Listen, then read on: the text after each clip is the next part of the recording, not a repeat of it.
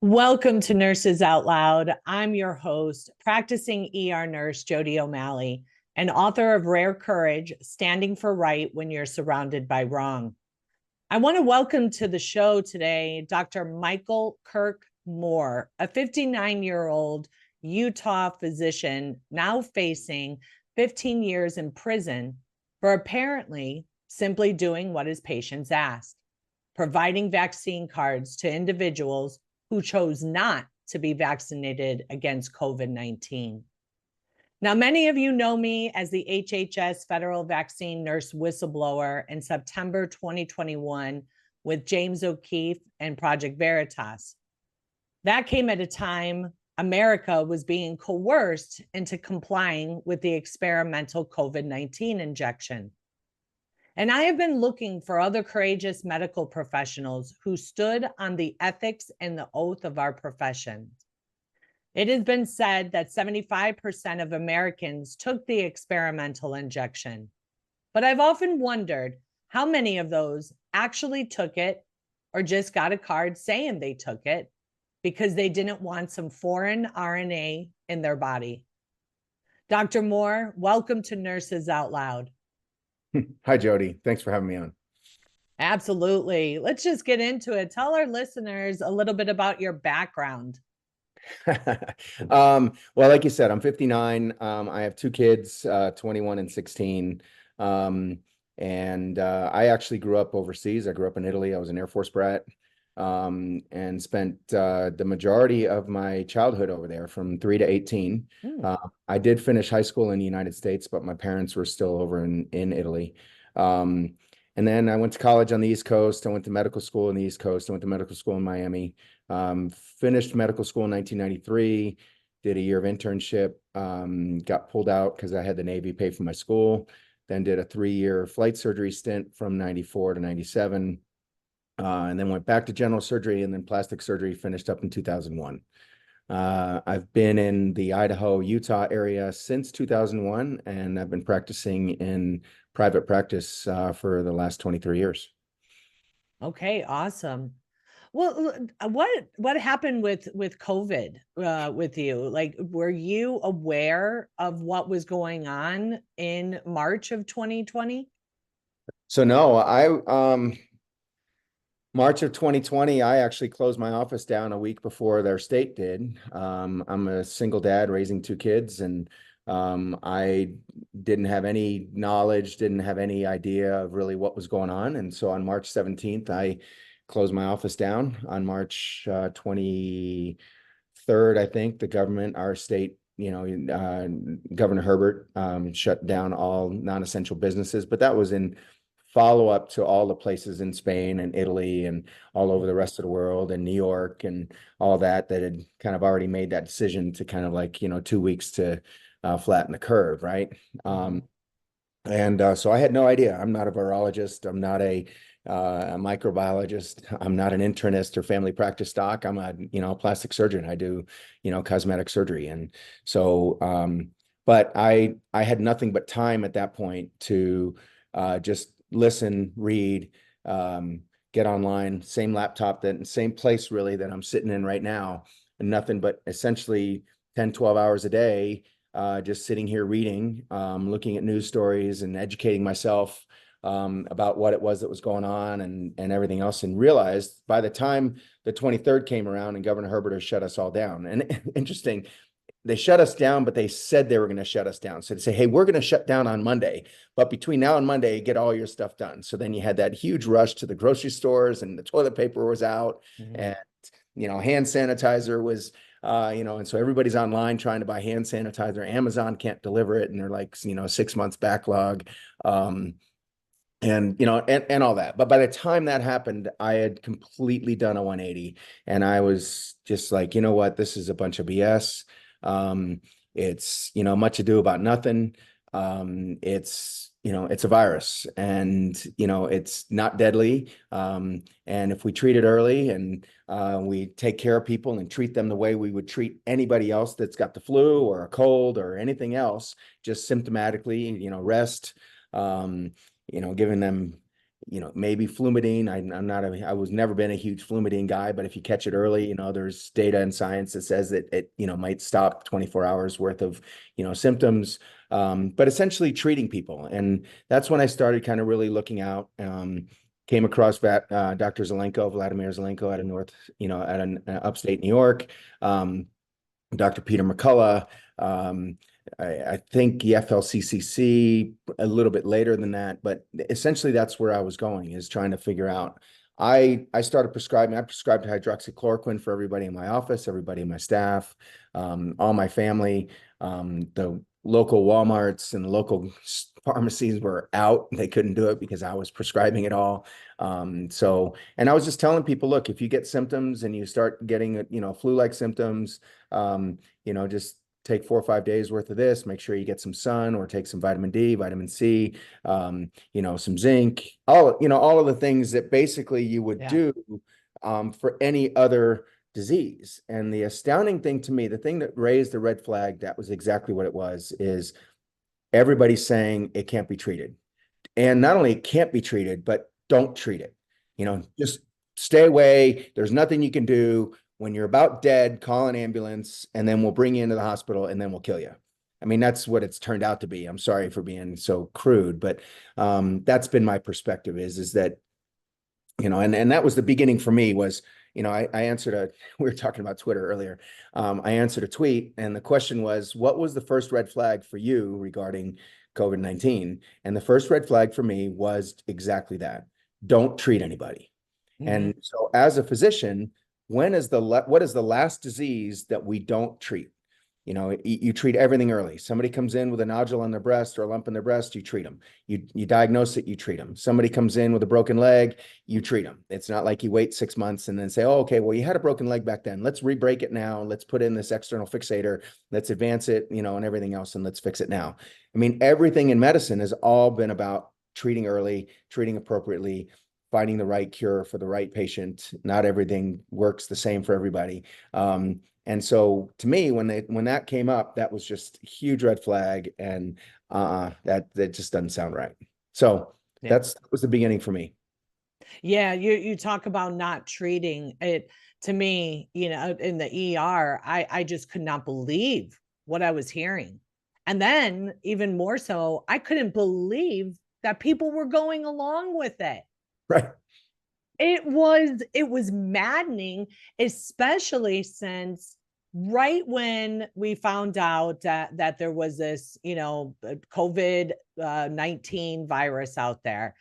You know how many people said, I think I got it. I think I already had it.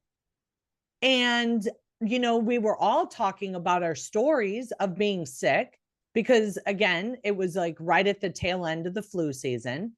And we were receiving so many people in the ER that we were diagnosing with pneumonia, bronchitis, viral infection. But you know what? Most of those people, when their body was overwhelmed with it, or if we knew that they could progress into a worsening condition based on their comorbidities, doctors were prescribing antibiotics. They were prescribing steroids. And all of a sudden, our standards of care just stopped overnight.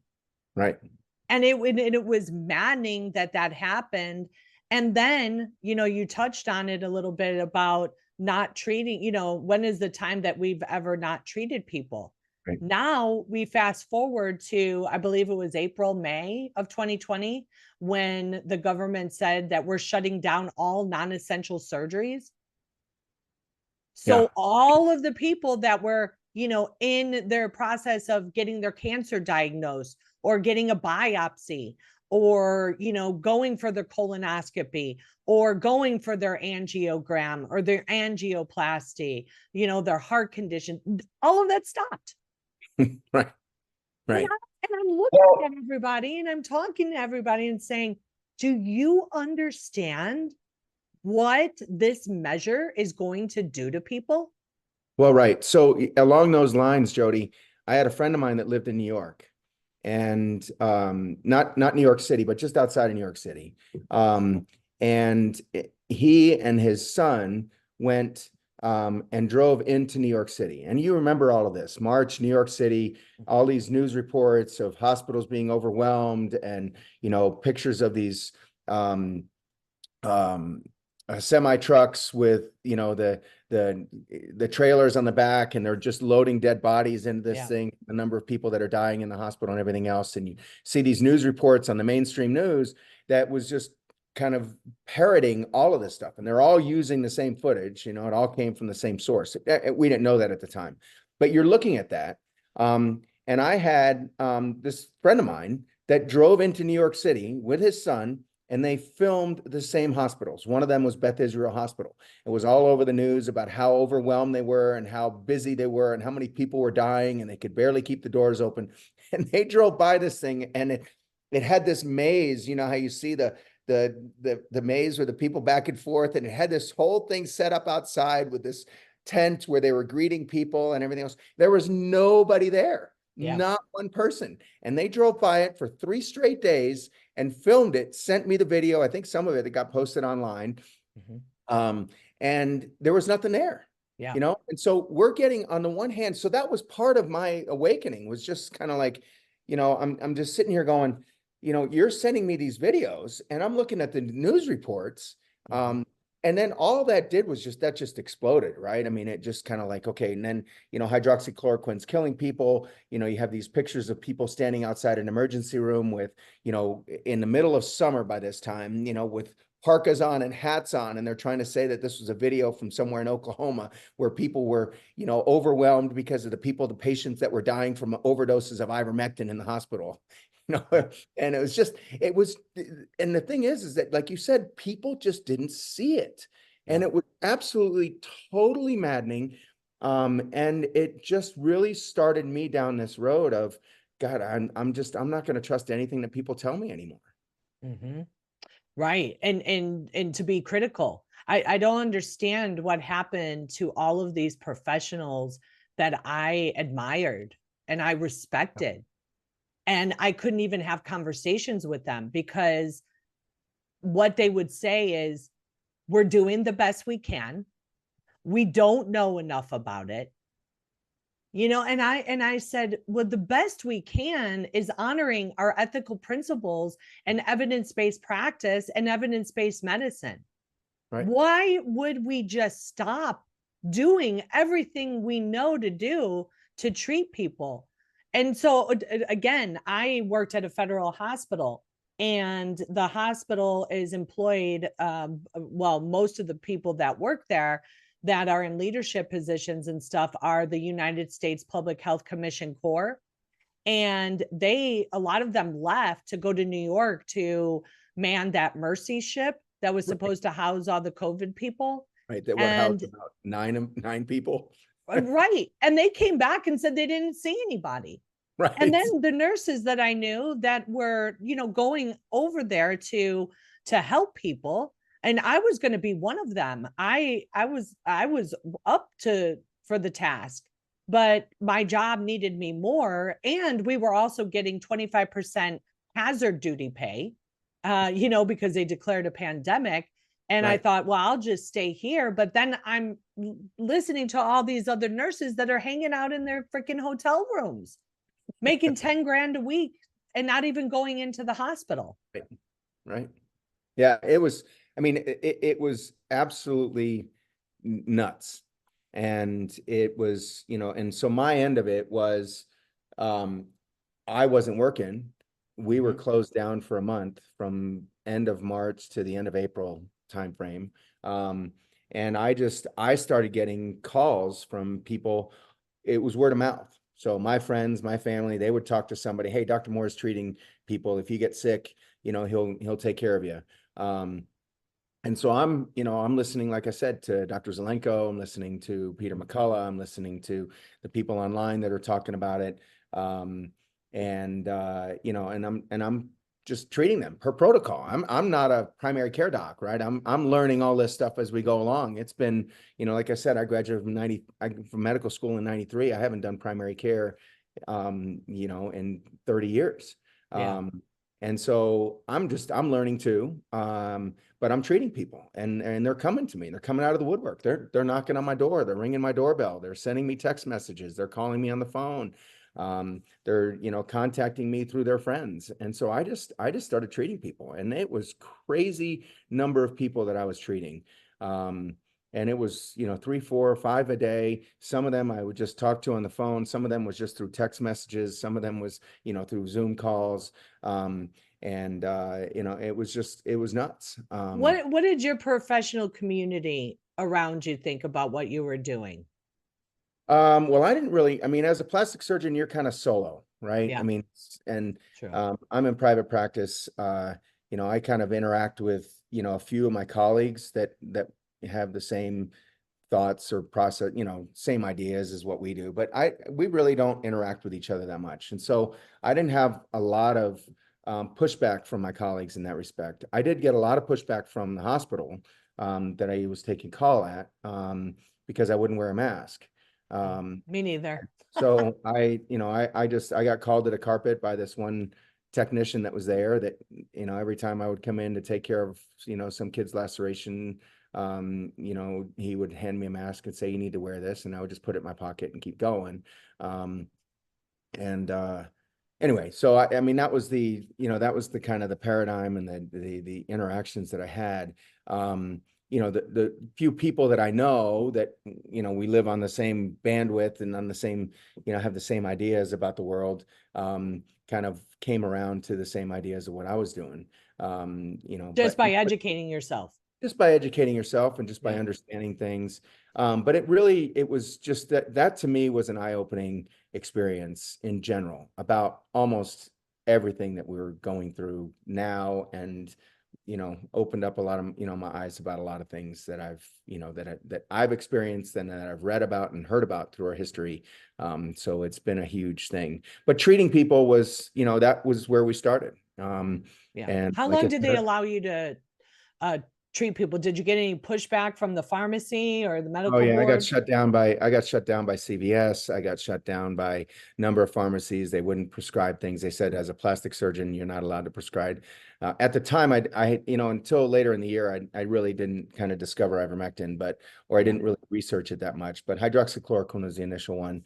And they wouldn't let me prescribe it, even though I'd been on 3 humanitarian trips to Ghana and, anywhere from 50 to 100 people in our group. And I was prescribing all the hydroxychloroquine for all of them as a prophylactic against malaria. I took it, my kids took it, my wife took it, all of us did. And I was prescribing it for everybody. So I got all the feedback from them in the week or 2, 10 days or whatever that we were there, in terms of side effects and how they were feeling, and saw the effects if there were any. And I didn't see any, I mean, I'm treating 50 to 100 people 3 times. So let's just say small number, 150 people, not one of them had any side effects from it, and then hydroxychloroquine at that point was you had to take it for 4 to 6 weeks after you got home, once a week, so in case to cover yourself against any exposure that was a delayed, a delayed response in your body to kind of protect yourself against malaria. So I had a lot of experience with hydroxychloroquine, and yet as a plastic surgeon, I'm not allowed to prescribe it to my own patients, other than for malaria. So I used to call people up and say, hey, I'm going to give you a 6-week dose or an 8-week dose of medication, but you're gonna get it for, with the indications on the bottle are going to say, take this once a week for the next 6 weeks, but instead you're going to take it once a day for the next 5 days, Right. And I did that later with ivermectin too, because you're treating ivermectin, it was allowed for scabies or whatever it was. And I would say, well, I'm going to give you 3 prescriptions because I'm going to treat everybody in your family, but this is really for you. So it was just, you try ways to get around it. But yes, I didn't get any pushback from the medical board. I don't know that I don't know that I was treating enough people or enough on the radar at that point to kind of really be in somebody's, crosshairs. So yeah, no, for sure. So the vaccine comes out in December of 2020. When did people start, coming to you and talking to you about, tell us a little bit about what you did. Well, so I don't know. Why you're in trouble with the DOD. Yeah. So, well, I've been accused of fraud, conspiracy to commit fraud and counterfeiting by our federal government for giving saline shots and or no shots and filling out a card for the patients that came to my office for a vaccine.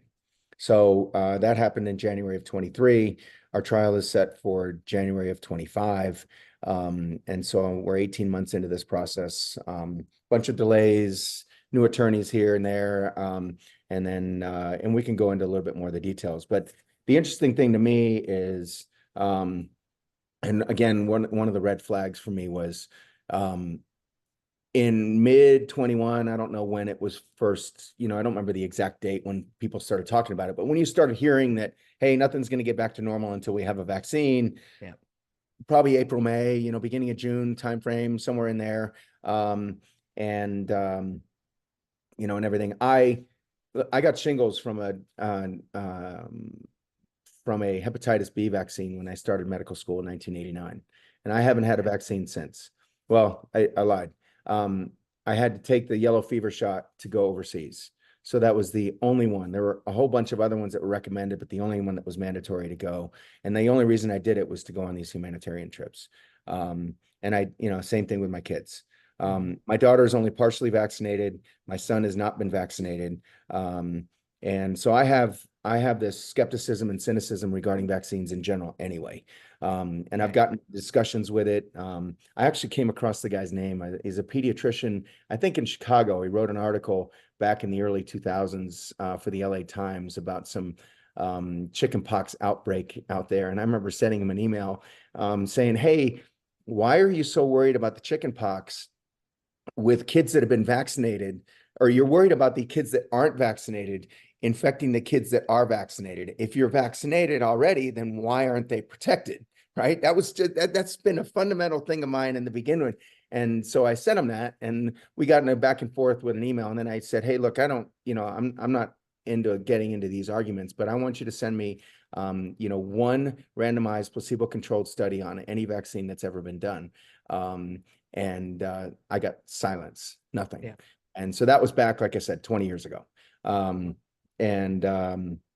So I've been were you skeptical for the vaccines because of your reaction to one of them? I was skeptical about vaccines because of my reaction, which opened my eyes about it. And then I had done a lot of research on it. And like I said, my daughter was born in 2003. She got a few vaccines in the first year of her life, but then kind of opened our eyes. She didn't have any necessarily. I mean, we did end up, and I don't remember the timing of it. We did end up in the emergency room with some sort of like GI issue with her, never really diagnosed. She was about 2 years old, maybe 2.5, and they wanted to take her gallbladder out. And I was just like, no, thanks. Okay. And then my son didn't have any vaccines, like I said, other than the yellow fever shot. So I've been a skeptic, a cynic ever since then. I don't believe in vaccines. I'd studied them quite a bit. I'd listened to and talked to Dr. Sherry Tenpenny quite a bit about vaccines. I really became interested in natural hormone replacement therapy. And so I kind of went to a lot of their conferences through the A4M conferences. So, and I just started getting into a little bit more natural stuff just in general. So when I start hearing, hey, nothing's going to get back to normal by, Dr. Bill Gates, I was just kind of like, yeah, something's amiss here. So I just kind of said, okay, well, I'm going to wait and see what happens and kind of follow this up and kind of, see where we are. But I certainly wasn't going to be, vaccinating my kids. I certainly wasn't going to be getting in line for myself. So. Yeah, definitely. I'm fully vaccinated. All my kids are. And, my oldest is 32. My youngest is 14. And I stopped giving him the shot, any shots in 2020. I was like, we're not doing any of this. I don't trust the medical community anymore at all. Well, when you and I were growing up, we had 3 vaccines. We had the polio shot, right? And maybe a tetanus shot. Right. And I don't remember, but every time I used to go to the emergency room, and I'd spend a lot of times in emergency rooms. I was, sports guy, get injured all the time. And every time they'd ask me, when I was in there, do you want a tetanus shot? I'm like, no, I'm okay. Thank you very much. You haven't had an update in 27 years. Yeah, I'm good. And I'm still alive. So, and I haven't had tetanus. Right. It's wonder what doing a little bit of education will do for you, because to me, when I look back at it, we were just doing as we were told. Right. I trusted that there was research, that there were studies, that they did do cumulative dose studies. All of that. And when I found out that there's not one, and then you see how many people, are suffering. Even my daughter, I believe, looking back at it, she was a month old when she was hospitalized with pneumonia. Right. And here I am, 20 years old, with two kids going into the hospital, and she was Right. in and out of the hospital all the time for Right. almost 2 years. And I thought, oh my gosh, I bet she was injured Right. from this vaccine, Right. But or you didn't these know it vaccines. then. You didn't know it then. But No, in 2020, it started opening your eyes, and you're sitting here going. And so to me, all it did was confirm my cynicism and skepticism from, back 30 years ago. yeah, Um, right. and And for, it's interesting because when my eyes started opening to all of this good versus evil, and we're going to get more into that on the second half, because I really love to share stories like yours. The guys, we just started talking, when we are recording here, right? So, but to find out a little bit about your faith and how you were courageous to do what you did, and also to, elicit people to help support you in your fight, because these cases are not cheap at all. I've been fighting HHS for 3 years, and we're hundreds of thousands of dollars in yeah, lawyer fees, ditto. and it's crazy. Right. But yeah, I really do want to get into that a little bit more. We got to go to a break here, guys, but I want you to check out our new sponsor, Chemical Free Body. Speaking of chemicals and research and stuff, Tim James, the owner and founder of Chemical Free Body, is brilliant. He has, just researched all of the ingredients and the formulations and how his products are developed. And I am so stoked that he is one of our sponsors now. I'm actually on, I believe, 7 days of my 15-day gut detox. If you guys go to americaoutloud.shop and check out Malcolm's detox bundle, and check that out, because I just returned from Italy, and when I came back, I was just all out of whack, and I am really loving the benefits from it. The bowel movements and the less bloating in my stomach. And so I think it's really important, because I believe that a lot of our immune response begins in the gut. So if we do have a healthy gut and a healthy bowel movement regimen, there's a lot of different diseases and symptoms that can, be cured from, a healthy gut. So check it out, americaoutloud.shop, Malcolm's Healthy Gut Bundle, and we will be right back with Dr. Kirk Moore.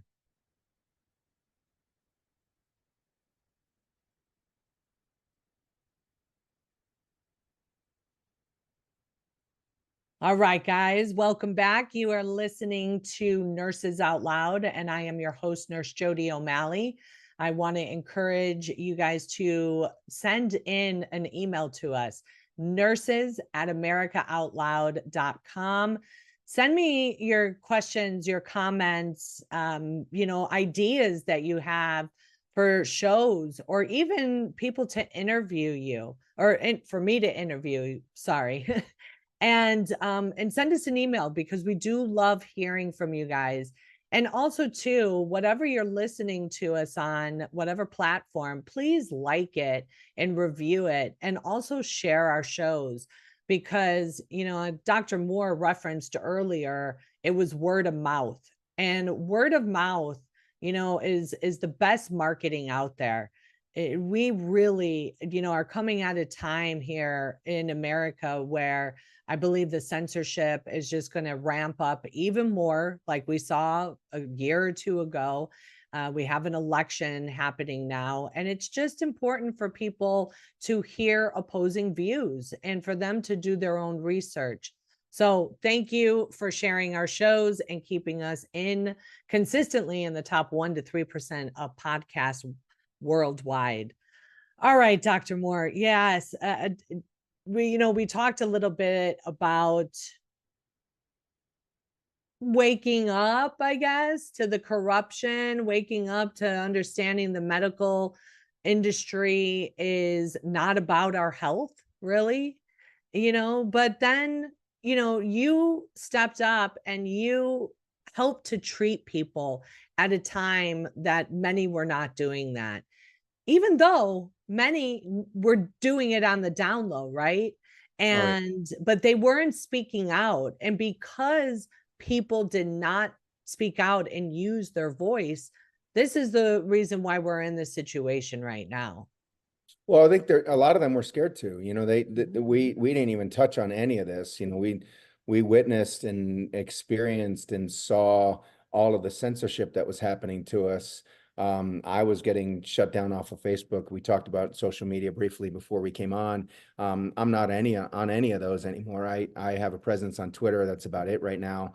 But I got shut down off of Facebook, Instagram, because I would post things, things that I knew, videos of Dr. Zelenko, videos of people that I trusted, and articles that were written, and information that I thought was necessary to share to people. And I was, constantly being, shadow banned. I didn't have that many friends on Facebook, probably 400 people that kind of, that were quote unquote friends, just Right. kind of acquaintances, people on there that were following you. And I would ask them, hey, did anybody see that post? And I would get like 3 hands.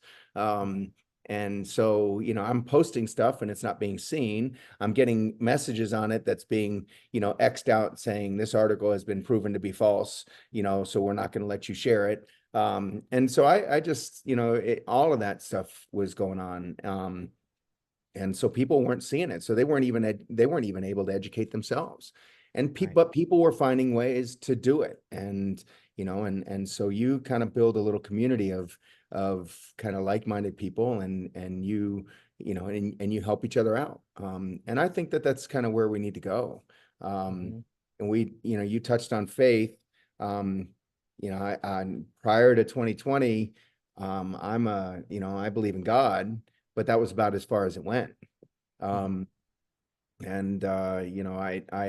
realized that, there's probably more to this. And when I started researching and going down all these various rabbit holes about, all kinds of stuff, and you start reading and understanding, kind of like the historical perspective on things, and you realize how much we've been lied to and snowed, and, and been propagandized, and I mean, even about medical education. You mentioned it earlier about vaccines. Vaccines were presented in medical school as like, hey, these are good. Best thing ever developed. And, they've been, just like you said, multiply studied, and, and all of the autism stuff has been debunked, and, and everything else. And, you as a busy professional, me as a busy professional, we don't have time to go and look at all that. But I started doing that, and I started researching a lot of that. And a lot of it started with natural hormone replacement therapy.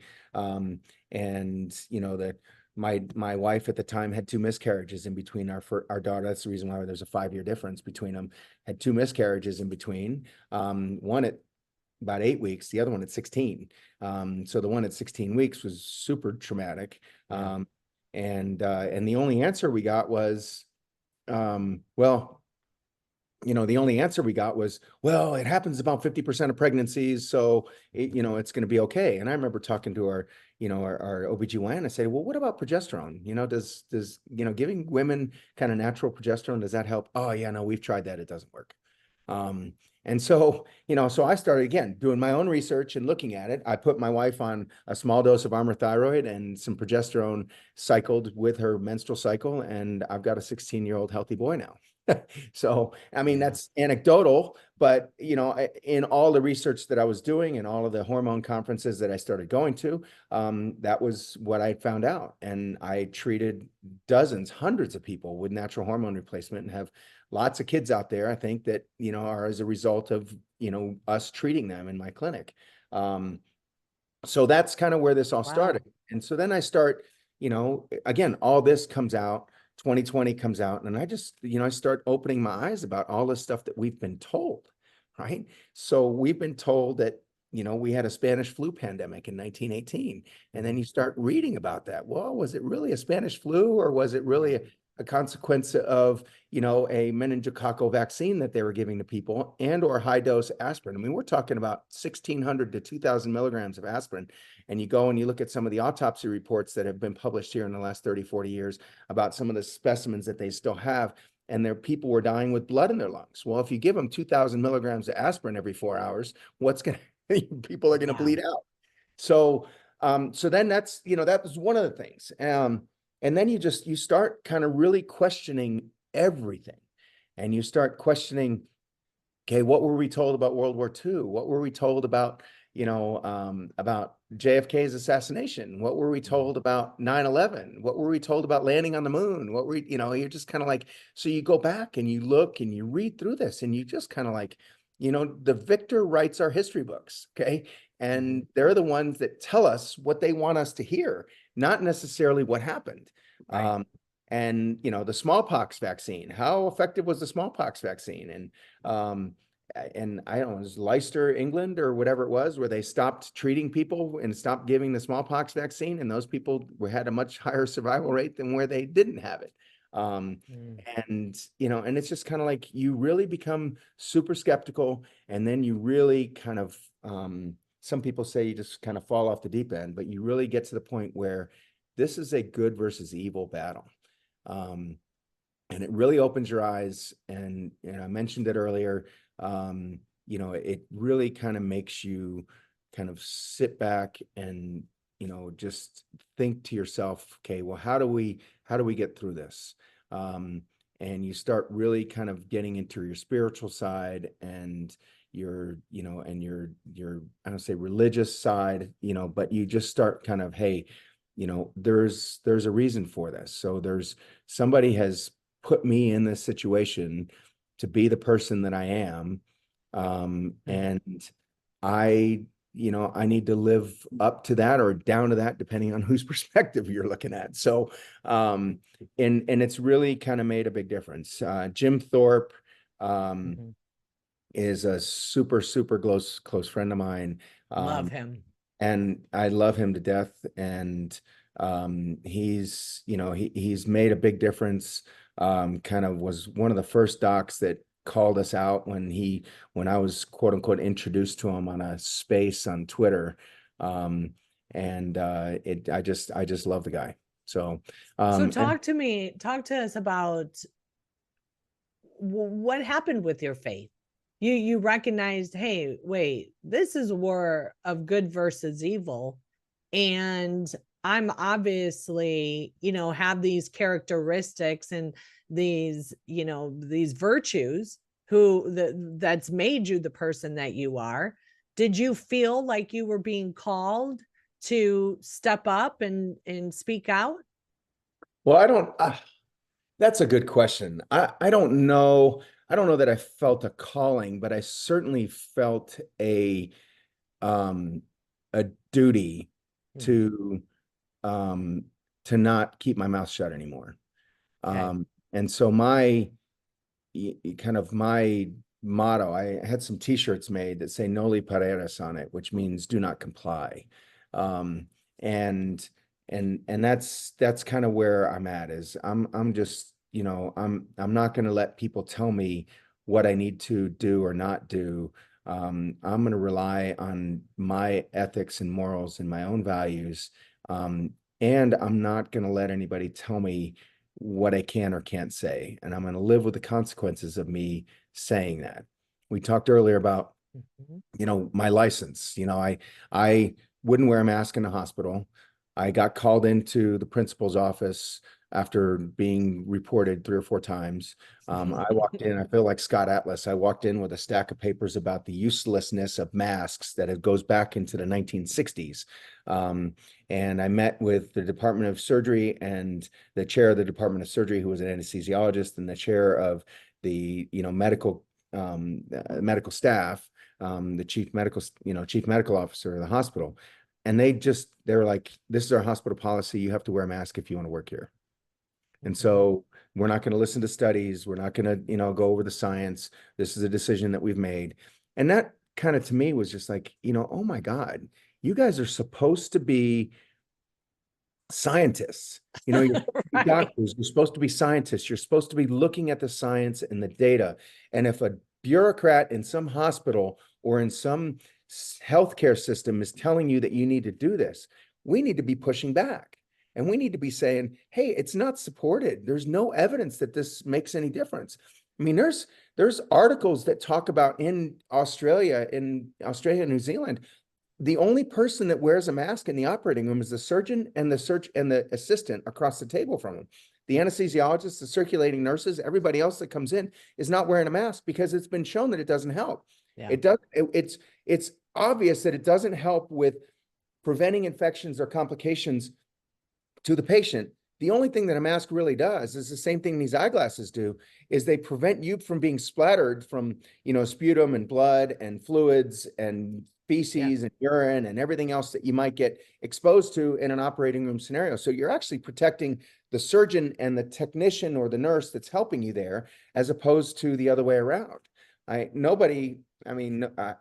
Sure, you breathe and you are gonna, you might sneeze and you might cough. And so there are going to be, some contaminants in that, but it's never, ever been shown in any studies that it prevents anybody. Yeah. And one of the statements that has lived with me since 2020 was wearing a mask to prevent an infection is like putting up a chain link fence around your house to prevent the mosquitoes from coming in. Right. That to me was just an awesome metaphor. And it makes so much sense.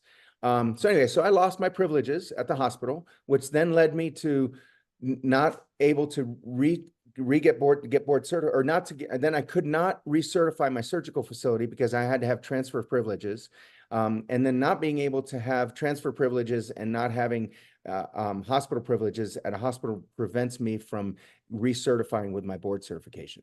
So in 2022, because of those dominoes that fell prior to that, I wasn't able to do that. And then I lose my malpractice insurance because I can't have, I don't have a certified facility and I'm not board certified and I don't have transfer privileges to a hospital. So it was like this one thing led to another, led to another, led to another. And it all because, somebody wants me to put, a mosquito fence up on my face. So, wow. So you just did not comply. I do not comply anymore. That's it. I don't do it. And if And I don't, again, I'm not always right. I'm not saying that. sure. I'm just, based upon science and data and evidence that's out there, we talk about evidence-based medicine, we can get into the whole argument about how much corruption there is in the evidence-based medicine side of it too. Yeah. But regardless, evidence-based medicine did not support the use of masks, and evidence-based medicine did not support the use of, shutdowns and, and taking away people's livelihoods. That's right.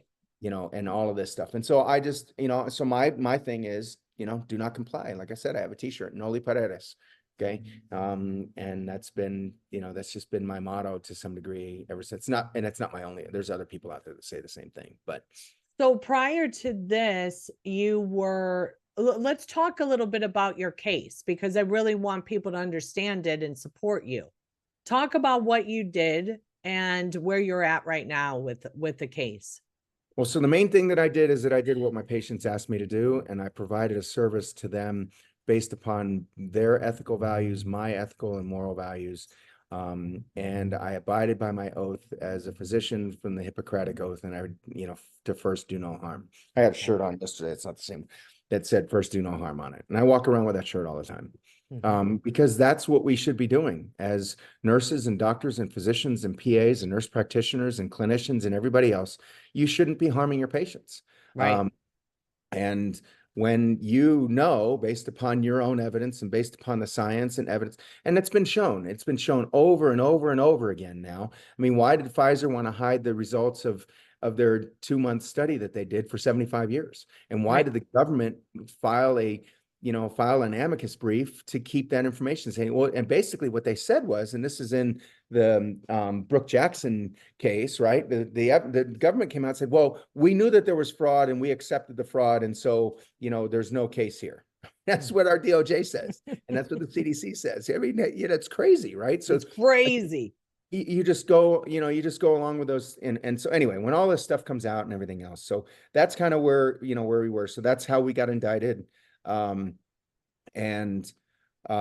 fraud, conspiracy to commit fraud, and counterfeiting, because we have this. The government has filed a motion now to prevent a necessity defense, meaning in the American Medical Association ethics pamphlet, it says that a physician needs to stand by their oath to do something that is to the patient that's in front of them, and their patient only, not to their family, not to their community, not to everybody. You treat your patient as you best, as you see fit. And if you come into conflict with the law on that, in other words, there's something that passes or there's something out there that creates a conflict, your duty as a physician is to try to do what you can to change those laws. So I did. I went to hearings. We had a special session in 2020 and another one in 2022, and then a regular session in 21 and another session at the end of 21, a special session that was addressing masks and mandates and, vaccines and, and all of this stuff. And I went to all of those sessions to try to get the laws changed. And I did. But it wasn't good enough in large measure for a lot of other things. And the second part of that ethical moral code that's out there, and that's printed as part of the AMA's, code of ethics, is that if you as a physician are unable to change it to the benefit of your patient and everything else, then you still need to abide by that code. So you have to take care of your patient. And so that's what I did. I took care of my patients to the best of my ability, based upon my knowledge, based upon my experience, based upon what I knew, the scientific evidence that was presented to me and everything else. And so I took care of my patients the best way that I knew how. And so the government now says, well, we mandated you to give these shots to these people, and we're saying that you didn't do it. And therefore you are, because we gave you this for free and you didn't do to them what we wanted you to do, then you have violated the law. So now you've committed fraud and you have counterfeited these cards, and therefore now you deserve to go to jail for 15 years. In spite of the fact that no one ever got injured. I never had a patient get sick. I never had a patient go to the hospital. I took under my purview of vaccines 1,900 and change, 1,937 vaccine doses. And I had not one patient that went to the hospital, and not one patient that got sick, and not one patient that died. None. Okay. And, so they're trying to say now that I'm not allowed to tell them the reasons why I did it. That's what a necessity defense is. A necessity defense says that I felt that the harm that I was providing in the treatment program that I was providing to them was less harmful than the treatment program that was already there. I didn't have an alternative to do it because, there weren't alternatives for these patients to maintain their lifestyle, to keep, go to work, to have medical procedures done. I think I had at least 3 or 4 patients that, that got a transplant and lived, because otherwise they wouldn't have, because they were being forced to get to take a shot.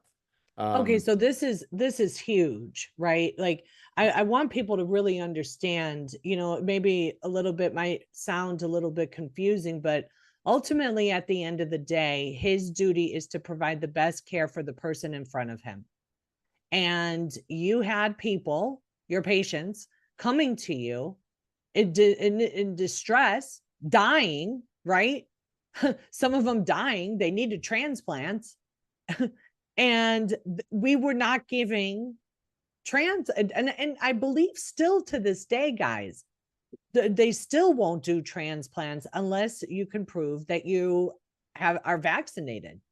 And it's just insane. So you were able to save people's lives, their livelihood, their careers, their family's job, because you looked at the patient in front of you and you made the best choice for that person. Is that correct? Absolutely. We came And to that right there, that is our ethical duty and our moral obligation. And people don't understand that. Like for the doctor, you know, you have the ability to prescribe or not to prescribe, right? You have that ability. For a nurse, our ethical duty is 100% to be the advocate for that patient. So I did not, like, for what I did, you know, every single thing that I, you know, educated on and talked about in my job at my place of employment, was about the mask causing harm, was about the vaccine not working, or, you know, the potential for it to cause harm, not prescribing and treating people early and giving them resources for people, that doctors that were prescribing those types of things. And I remember getting called into the office and saying, you can't talk about these things here. And I was like, damn if I can't. I'm a nurse. My job is to advocate for that person in front of me, not to follow policy and listen to what you guys are telling me. That's not my ethical. And nowhere in my code of ethics does it say you have to listen to, you know, what your administrator says. No, Right. it's all about With the no patient. medical background, and with the incentive behind them that the more they treat the people the way they want you to treat them, the more money they make. Right. That's That's exactly it. Yeah. that's There was a payout tied to it. You know, my case against HHS was 3 years in the making. And last month I had a 5-day trial with the judge. And he said that, you know, our closing arguments are due at the end of August. And he said that he will make his decision by the end of October. But ultimately, what this case comes down to is ethics versus protocol, literally, right. or ethics versus policy. And ethics will trump that all day long. And I'm excited to see how If it God doesn't, moves on it, or you would hope, right? yeah, I mean, it should. There's nothing about that, and that's kind of why, you know, in the good old days of the American Medical Association, when they wrote that code of ethics, you know, that's what they meant. Was that as a physician, you take care of the patient that sits there right in front of you. And if that patient doesn't need this treatment, then you don't give them that treatment. But if they need this other treatment, but somebody else with similar symptoms doesn't, or has some contraindication to it, that's where that's where that decision is. You take a history and physical on your patient, you talk to them, you find out exactly what it is that you do, and then you make a determination, and you come up with a plan that is mutually agreed upon and mutually beneficial. You don't force somebody it's called shared and informed decision making. right. I mean, literally, at the end of the day, that's exactly what it is. And I hope all the nurses and doctors out there listening to this show, and even, you know, non-medical people, to understand what the role is for the doctor and the nurse. And if, you know, you are not in a relationship with a doctor that is an ethical one, that has your best interest in mind, then you need to keep it moving and find somebody else that, you know, that will uphold their oath and their morals. And you know, I hate that we have no time left. I feel like I need to have a Joe Rogan style podcast where we just talk for hours until we're just done talking.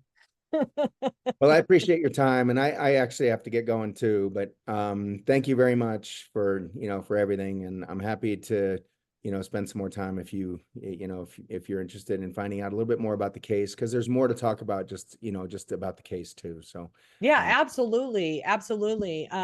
So for people to help out with the legal aspect of it, they can go to givesendgo.com fight, the number 4, MOORE.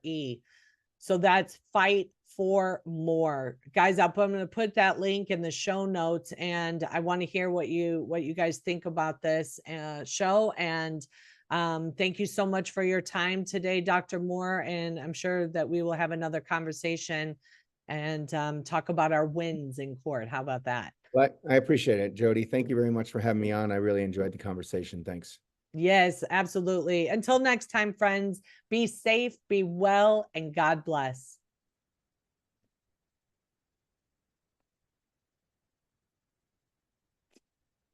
All right, good. I got to go.